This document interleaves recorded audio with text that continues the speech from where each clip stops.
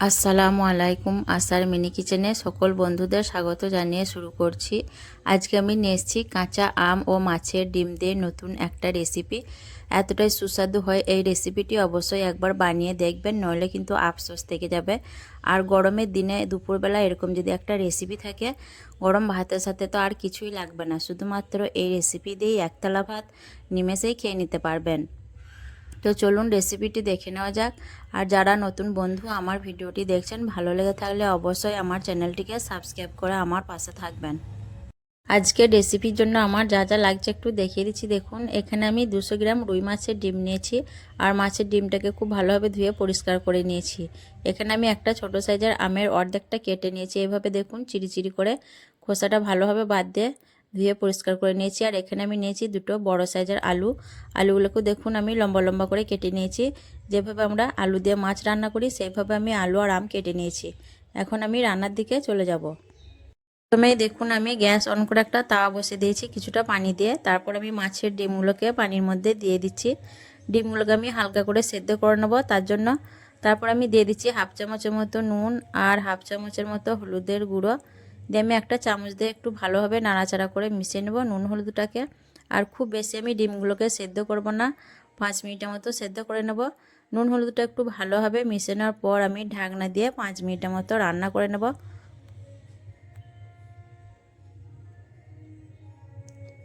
5 minute পর দেখুন ডিমগুলো কিন্তু সেদ্ধ হয়ে গেছে। আর ডিমটা খুব বেশি সেদ্ধ করব না, তাহলে শক্ত হয়ে যাবে, ভিতরে যেন একটু নরম ভাব থাকে। এখন আমি গ্যাসের চুলাটাকে অফ করে দিয়ে ডিমগুলোকে নামিয়ে নেব। মাছের ডিমগুলোকে দেখুন আমি একটা প্লেটের মধ্যে নিয়ে নিয়েছি। আর ডিমের ভিতরগুলো দেখুন হালকা কাঁচা কাঁচা ভাব আছে, এরকম করে সেদ্ধ করে নিতে হবে। খুব বেশি সেদ্ধ করে নিলে ডিমগুলো শক্ত হয়ে যাবে। এরকমভাবে আপনারাও সেদ্ধটা করে নেবেন। এখন আমি মাছের ডিমগুলোকে হাত দিয়ে একটু ভালোভাবে ম্যাশ করে নেব।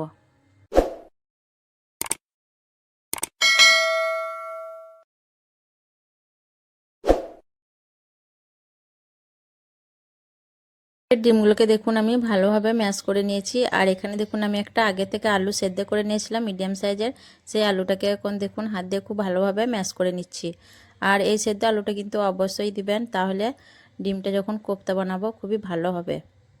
ডিম আলু ভালোভাবে ম্যাশ করে নেওয়ার পর এখন আমি এখানে কিছু মশলা অ্যাড করব। তার জন্য দিয়ে দিচ্ছি একটা বড় সাইজের পেঁয়াজ কুচি, দুটো কাঁচা লঙ্কা কুচি, এক মুঠো ধনেপাতা কুচি, এতে করে সুন্দর একটা ফ্লেভার আসবে। আর দিয়ে দিচ্ছি হাফ চামচ হলুদের গুঁড়ো, হাফ চামচ লঙ্কার গুঁড়ো, ঝালটা অবশ্যই নিজেদের পছন্দ অনুযায়ী দিয়ে দেবেন। হাফ চামচ দিয়ে দিচ্ছি নুন, নুনটা একটু বুঝে দিতে হবে, সেদ্ধ করার সময় নুন দিয়েছিলাম। আর চা চামচে 1 চামচ বেসন, আর দিয়ে দিচ্ছি 1 চা চামচের মতো সর্ষের তেল দিয়ে আমি হাত দিয়ে খুব ভালোভাবে সব কিছুই মেখে নেব, যাতে মাছের ডিম আলু আর মশলাগুলো খুব ভালোভাবে মিশে যায়। আর এটা আমার একটা নিজস্ব রেসিপি, এই রেসিপিটা খেতে কিন্তু দুর্দান্ত স্বাদের হয়। অবশ্যই একবার আপনারা এইভাবে বানিয়ে দেখবেন। এই গরমের দিনে দুপুরে কিন্তু খেতে দারুণ লাগবে গরম ভাতের সাথে। শুধুমাত্র এই তরকারি দিয়ে কিন্তু এক থালা ভাত নিমেষেই খেয়ে নিতে পারবেন, এতটাই মজার হয় এই রেসিপিটা। আর এটা আমার খুবই পছন্দের একটা রেসিপি, আমি কিন্তু কাঁচা আমের সিজনে এই রেসিপিটা বানাই। ভালোভাবে মেখে নেওয়ার পর দেখুন এর মধ্যে থেকে আমি অল্প অল্প করে নিয়ে নিচ্ছি, দিয়ে আমি গোল গোল আকারে তৈরি করে নেব, কোপ্তার মতো করে আমি শেপ দিয়ে নিচ্ছি। এইভাবে করে আপনারাও খুব সহজে বানিয়ে নিতে পারবেন।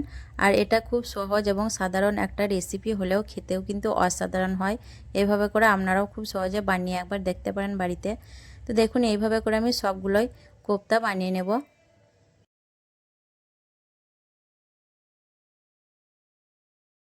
সবগুলো কোপ্তা দেখুন আমার তৈরি করা হয়ে গেছে। আর কোপ্তাগুলো ভাজার জন্য দেখুন এখানে আমি একটা বাটির মধ্যে একটা ডিম ভেঙে নিয়েছি, দিয়ে আমি নুন দিয়ে খুব ভালোভাবে ডিমটাকে ফেটিয়ে নিয়েছি। কোপ্তাগুলো ভাজার সময় এই ডিমের মিশ্রণের মধ্যে আমি একবার করে ডুবিয়ে তারপর কোপ্তাগুলোকে ভেজে নেব। তাওয়াতে বেশ কিছুটা তেল গরম করে নিয়ে আমি গ্যাসের ফ্লেমটাকে লোতে দিয়ে দিয়েছি, দিয়ে আমি দেখুন ডিমের মধ্যে একটা একটা করে ডুবিয়ে আর কোপ্তাগুলোকে গরম তেলের মধ্যে ছেড়ে দিচ্ছি। এক ব্যাচে আমার যতগুলো কোপ্তা ধরবে আমি ততগুলোই দিয়ে দেব। আর কোপ্তাগুলো দেওয়ার পর আমি এখন নাড়াচাড়া করব না, কিছুক্ষণ হতে দেব, তারপর আমি কোপ্তাগুলোকে একবার পাল্টে নেব। কিছুক্ষণ পর দেখুন কোপ্তাগুলোকে আমি একবার পাল্টে নেব, তার জন্য একটা চামচ নিয়ে নিয়েছি। আর কোপ্তাগুলোকে খুব সাবধানে হালকা হাতে পাল্টে নিতে হবে, নইলে কিন্তু কোপ্তাগুলো ভেঙে যাবে। তাই দেখুন আমি আস্তে আস্তে করে কোপ্তাগুলোকে পাল্টে নিচ্ছি। আর খুব বেশি নাড়াচাড়া করার প্রয়োজন নেই, কোপ্তাগুলোকে এপিট ওপিট একবার পাল্টে নিলেই খুব সুন্দরভাবে ভাজা হয়ে যাবে। তো আমি দেখুন একবার পাল্টে নিচ্ছি। কোপ্তাগুলো দেখুন আমি দু পিটি বেশ ভালোভাবে ভেজে নিয়েছি, একদম দেখুন ব্রাউন কালার করে। আর কোপ্তাগুলো কিন্তু আমি খুব বেশি নাড়াচাড়া করিনি, শুধুমাত্র একবার পাল্টে নিয়েছিলাম। এখন কোপ্তাগুলোকে আমি আস্তে হাতে দেখুন আলতো হাতে একে একে করে তুলে নিচ্ছি। আর বাকি যে কোপ্তাগুলো আছে সেগুলো আমি আর এক বেচে ভেজে নেব। ডিমের কোপ্তাগুলো ভেজে নেওয়ার পর আমি কড়াইয়ে পরিমাণ মতো কিছুটা তেল গরম করে নিয়েছি। তারপর আমি দিয়ে দিচ্ছি কেটে রাখা আলুগুলো, আর দিয়ে দিচ্ছি হাফ চামচ নুন আর হাফ চামচের মতো হলুদের গুঁড়ো দিয়ে আমি নুন হলুদ দিয়ে আলুগুলোকে বেশ ভালোভাবে ভেজে নেব। আলুটা একটু ভেজে নিলে রেসিপিটা খেতে খুবই ভালো লাগবে। তারপর দেখুন আলুগুলোকে আমি বেশ ভালোভাবে ভেজে নিয়েছি, দেখেই বুঝতে পারছেন। এভাবে করে আপনারাও আলুগুলোকে ভেজে নেবেন। আলুগুলো ভেজে নিয়েছি, এখন আমি আলুগুলোকে একে একে করে তুলে নেব। আর যারা আলু খেতে পছন্দ করেন না তারা কিন্তু এই রেসিপিটা আলু ছাড়াও বানিয়ে নিতে পারবেন। আলুগুলোকে দেখুন আমি সব তুলে নেব। তারপরে কড়াই থেকে আমি কিছুটা তেল তুলে নেব, তেলের পরিমাণটা বেশি আছে। তারপর দেখুন ফোড়নে দিয়ে দিলাম একটা তেজপাতা, একটা গোটা শুকনো লঙ্কা আর হাফ চামচ পাঁচ ফোড়ন। আমি একটু পাঁচ ফোড়নটাকে নাড়াচাড়া করে বেশ ভালোভাবে ভেজে নেব, যাতে ফোড়ন থেকে সুন্দর একটা গন্ধ বেরিয়ে আসে। আর টক রান্নায় এরকম একটু ফোড়ন ব্যবহার করলে খেতে কিন্তু ভালোই লাগে। ফোড়নটা ভালোভাবে ভেজে নেওয়ার পর এখন আমি দিয়ে দিচ্ছি বেটে রাখা মশলা। আর কি মশলা ব্যবহার করছি সেটাও আমি পরে বলে দিচ্ছি। আর দিয়ে দিচ্ছি দেখুন হাফ চামচের মতো হলুদের গুঁড়ো, আর দিয়ে দিচ্ছি হাফ চামচের মতো শুকনো ঝালের গুঁড়ো, শুকনো লাল লঙ্কার গুঁড়ো ঝালের জন্য। ঝালটা অবশ্যই নিজেদের পছন্দ অনুযায়ী দিয়ে দেবেন। দিয়ে আমি মশলা খুব ভালোভাবে কষিয়ে নেব। আর এখানে আমি একটা পেঁয়াজ, এক চামচ হলুদ সর্ষে, হাফ চামচ গোটা জিরে, হাফ চামচ গোটা ধনে আর দুটো কাঁচা লঙ্কা একসঙ্গে আমি বেটে নিয়েছিলাম শিলে, সেই মশলাটাই আমি এখানে ব্যবহার করলাম। তো মশলাটা আমি খুব ভালোভাবে কষিয়ে নেব, যাতে মশলা থেকে তেলটা খুব ভালোভাবে ছেড়ে দেয়। কিছুক্ষণ পর দেখুন মশলা থেকে তেলটা খুব ভালোভাবে ছেড়ে দিয়েছে, আর মশলাটাও কিন্তু খুব ভালোভাবে আমি কষিয়ে নিয়েছি। 3-4 মিনিটের মতো মশলাটাকে আমি কষিয়ে নিয়েছি। এখন আমি এর মধ্যে দিয়ে দেবো ভেজে রাখা আলুগুলোকে। আলুগুলো দেওয়ার পর আমি মশলার সঙ্গে 2 মিনিটের মতো নাড়াচাড়া করে কষিয়ে নেব, যাতে আলুর মধ্যে তেল মশলার ফ্লেভারটা খুব ভালোভাবে ঢুকে যায়। আলুগুলোকে 2 মিনিটের মতো আমি নাড়াচাড়া করে নেওয়ার পর এখন আমি এর মধ্যে দিয়ে দিচ্ছি দেখুন অল্প পানি দিয়ে আমি একটু নাড়াচাড়া করে ভালোভাবে মিশিয়ে নেব। অল্প পানি দিয়ে কষালে আলুটা খুব ভালোভাবে কষানো হবে আর কিছুটা সেদ্ধ হয়ে আসবে। তার জন্য আমি দেখুন একটু নাড়াচাড়া করে নিয়ে ঢাকনা ঢেকে দিয়ে 4-5 মিনিটের মতো আমি হতে দেবো। 4-5 মিনিট পর দেখুন পানিটা একদম শুকিয়ে গেছে আর আলুটাও খুব ভালোভাবে কষানো হয়ে গেছে, তেলটাও কিন্তু ছেড়ে দিয়েছে।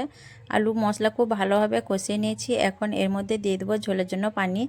এখানে আমি দেখুন 2 বাটি পানি দিয়ে দিচ্ছি ঝোলের জন্য। ঝোলটা একটু বেশি দিতে হবে, নইলে ডিমের কোপ্তাগুলো দেওয়ার পর রান্না শেষে ঝোলটা অনেকটাই টেনে যাবে। ভালোভাবে ঝোলটাকে নাড়াচাড়া করে মিশিয়ে নিয়ে আমি ঢাকনা দিয়ে আরও 5 মিনিট রান্না করে নেব। ঢাকনা দিয়ে 5 মিনিটের মতো রান্না করানোর পর দেখুন আলুগুলো কিন্তু খুব সুন্দরভাবে সেদ্ধ হয়ে গেছে। দেখুন খুব সুন্দরভাবে আলুগুলো সেদ্ধ হয়েছে। এখন একটু নাড়াচাড়া করে নিয়ে আমি এর মধ্যে দিয়ে দিচ্ছি কেটে রাখা কাঁচা আমগুলো। আর আপনারা যে পরিমাণ টকটা খাবেন সেই হিসেবে আম দিয়ে দেবেন। এখানে আমি একটা গোটা আমের অর্ধেক দিয়েছি। দিয়ে নাড়াচাড়া করে আমি আবারও ঢাকনা দিয়ে 5 মিনিট রান্না করে নিয়েছি। তারপর দেখুন আমগুলো কিন্তু খুব সুন্দরভাবে সেদ্ধ হয়ে গেছে। আম আলু খুব সুন্দরভাবে সেদ্ধ করার পর এখন আমি এর মধ্যে দিয়ে দেবো ভেজে রাখা কোপ্তাগুলোকে। আর কোপ্তাগুলো দেওয়ার পর আমি খুব বেশি সময় রান্না করব না, তাহলে কোপ্তাগুলো গলে যাবে। আর এখানে আমি সবগুলো কোপ্তা দিইনি, কিছু কোপ্তা আমি শুধু মুখে খাওয়ার জন্য রেখে দিয়েছি। শুধু মুখে খেতেও কিন্তু খুবই ভালো লাগে কোপ্তাগুলো দেওয়ার পর আমি হালকা হাতে একটু নাড়াচাড়া করে ঝোলের সঙ্গে কোপ্তাগুলোকে মিশিয়ে নেব। দিয়ে আমি মিডিয়াম ফ্লেমে 2 মিনিটের মতো রান্না করে নেব, তাহলেই কিন্তু আমার একদম সম্পূর্ণ রান্নাটা রেডি হয়ে যাবে। আর 2 মিনিট আমি স্ট্যান্ডিং টাইমে রেখে তারপর আপনাদের দেখিয়ে দেব। স্ট্যান্ডিং টাইমে রাখার পর দেখুন কতটা লবণীয় হয়েছে দেখতে। এইভাবে করে আপনারাও এই গরমের দিনে দুপুরবেলা এই রেসিপিটা একবার বানিয়ে দেখতে পারেন, খুবই মজার হয় এবং এই রেসিপি দিয়ে এক থালা ভাত খেয়ে নিতে পারবেন, এতটাই দুর্দান্ত স্বাদের হয়। আর আজকের এই কাঁচা আম দিয়ে মাছের ডিমের কোপ্তাকারি রেসিপি কেমন লেগেছে অবশ্যই কমেন্টে জানাবেন। ভালো লাগলে লাইক করবেন, শেয়ার করবেন আর আমার চ্যানেলটিকে সাবস্ক্রাইব করে আমার পাশে থাকবেন। আসবো আবারও অন্য কোনো রেসিপি নিয়ে। সকলে ভালো থাকবেন, সুস্থ থাকবেন। আল্লাহ হাফেজ।